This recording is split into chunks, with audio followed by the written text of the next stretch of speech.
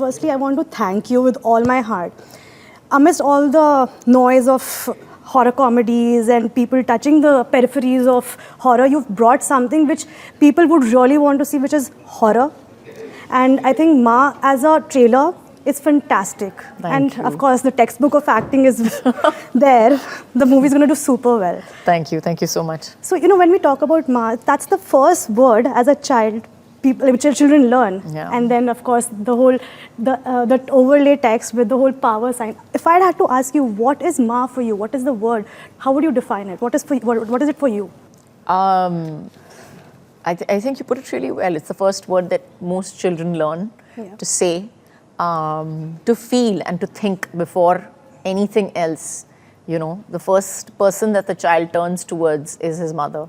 So it starts from there, and it just goes more and more and deeper. And for me, Ma means Ma also, and for me it means my mother as well. And for me, both are the same. Mm-hmm.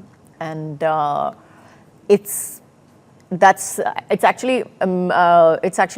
was a working title for the film, but by the time we finished the film, we realized that the word itself had so many layers to it that it just could not have more aptly defined our film than just that one word. True.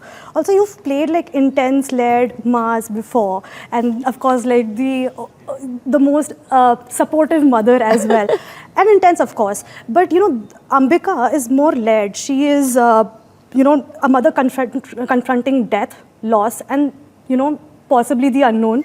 So, did this role particularly, emotionally take more from you than the other roles you've played before? I think it took a lot from me because of the fact that it's a horror film. Mm-hmm. And it needs, I didn't realize that when I would be doing a horror film, there would be such a pitch to the entire film, because I'm not a horror watcher. Yeah. So I didn't realize that there was this certain pitch to every horror film that's there. There's an emotional pitch.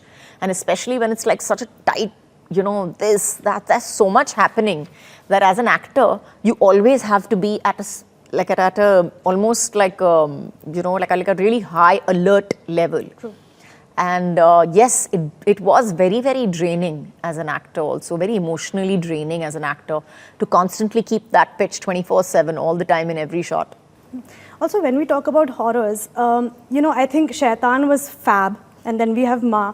But why is Bollywood so scared, or like the industry so scared to touch Bollywood horror as a particular subject? We've not seen a lot of horror films in Hindi cinema. Last we saw were the Bhatts, or like the 1920s, or the Ramsey brothers. But then this is actual proper for like horror fans. Absolutely, and that's the reason that we wanted to try something new like this. Also because I think horror takes a lot of A-for-1 VFX. Yeah. You need like a really big budget for VFX.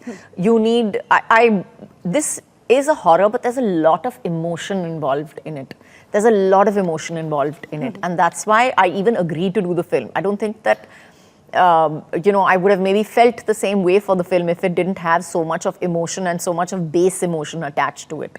So it's not just a horror film, it is a mythological horror film. Yeah. I would not have agreed to do this film if it did not have such an emotional base to it. It's not just a horror film. And I think as an industry, we are all working towards better scripts.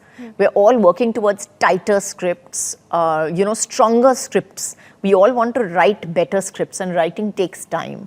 So I don't think it's not that anybody wanted to touch it so much as we just felt that we had to wait for the right script to come. One thing what caught my eye was the whole Kali dance that you did and the Kali Ma Puja that was happening. Right. That's not seen much. We've seen the Dhunuchis and everything, right? And the Kali Puja is very deeply spiritual, it's visceral. Are we doing enough to showcase that amazing feminine power on screen? I hope so. When you watch the film, you can tell me what you felt at that particular point. But I think when we were shooting the song also, it was such a visceral song that I think everybody on set felt it. Everybody, whoever was dancing on set felt it. Everybody who was around, you go into this little days when you're listening to that song. It has this like hypnotic effect to it. So yeah, supremely grateful that I got that chance. And I think one of the most amazing things in the film, which I will say, I think one of the fabulous shots is of when I remove the cloth from the statue of Kalima. I think she was so beautiful. I remember standing on set and, you know, somebody took off the cloth for a shot because she was covered up for the first 4 days. I couldn't see what the statue looked like. So eventually when I saw it, I literally had that, you know, like little awestruck feel to it. And I'm so grateful that, you know, every morning I would come on set and I was so grateful that I was here in front of Ma and I was working in front of her. It was such a unique experience. Also, you know, I'm a Bengali and I've been subjected to this all the time that, you know, and it's by joke, like friends joke all the time that, oh, Bengali, oh, black magic to aata hi hoga, right? And putle banati hu and things like that. And Bengali people often tend to get stereotyped like that. What do you have to say about that? How do you feel about that? Have you been subject to something like that, as bizarre as that? Well, I have been subjected to the Bengali madness. ये पागलपन तो Bengali side से ही आया होगा. So yeah, there is that part of it. But I think that's fun, right? I think most of the times it's just fun to stereotype people and to really it's just for fun that we really talk about it. So I don't know whether I take it that seriously. All right. Also, you know, there was a time of the suffering mothers and the stoic mothers, and then there's like the strong mothers who've come like you on screen. So how has the MAAs of Bollywood evolved in your eyes? The MAAs of Bollywood, I think, have evolved along with society. I think it's the way we see mothers today. They were always strong for us. We always had things like Mother India going around, etc. We had Mother India long before, you know, we could even think of a film like Ma. So at that point of time as well. But I think the idea of a fallible mother is finally making its way out. Yes, she is superwoman also, and at the same time, she's soft and she's feminine also. And you know, she can embrace that feminine side of hers as well. So, but are today's on-screen mothers allowed to be like a little selfish, fierce, flawed? Are they allowed? I think so. I think it's also how women view women. Do we forgive each other for being flawed? Do we forgive ourselves for being a little flawed? Or if not flawed, I don't know what flawed means really. What does it mean? That you went to work today, are you flawed because of that? Or you know, you didn't attend your child's school play because you were working. Does that make you flawed? So that's a question that we as women have to ask ourselves, that you know, how do we view ourselves? And I think as we change our viewpoint on ourselves, so will society. Also, like I said, you are the textbook of acting. You've given such amazing films.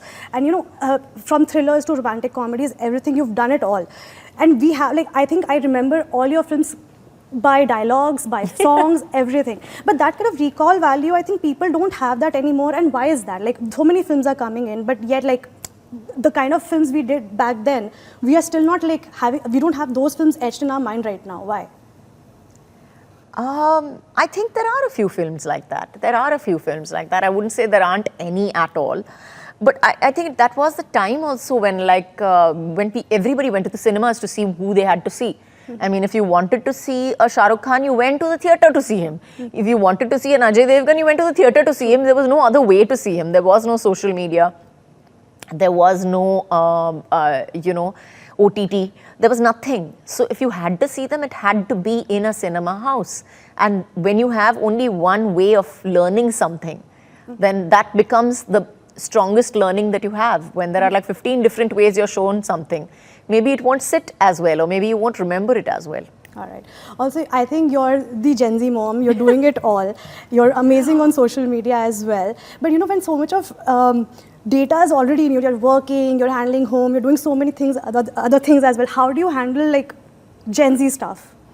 Like social media, or like, do you know Gen Z lingo? Do you understand Gen Z lingo? I don't even try to understand Gen Z lingo. I'm satisfied with just speaking good English, for that matter. Good Hindi, good English, good Marathi, I'm satisfied with that. But does it confuse you, because you're like, you're on the millennial side of us, and then there's I ask for help. I genuinely ask for help. If I need it, if I मुझे नहीं समझ में आता तो मैं बोल देती हूँ मुझे नहीं समझ में आ रहा है, normal language में बोल दो मुझे. तो I'm almost done with my interview, Kajol. Is there anything else you'd like to say to about this film?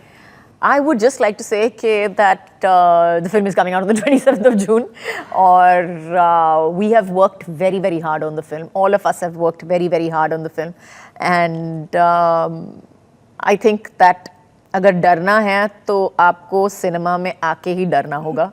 तो प्लीज आइए और हमारे साथ डरिए. I hope there's more to the horror world of MAA. Absolutely, absolutely. Thank you.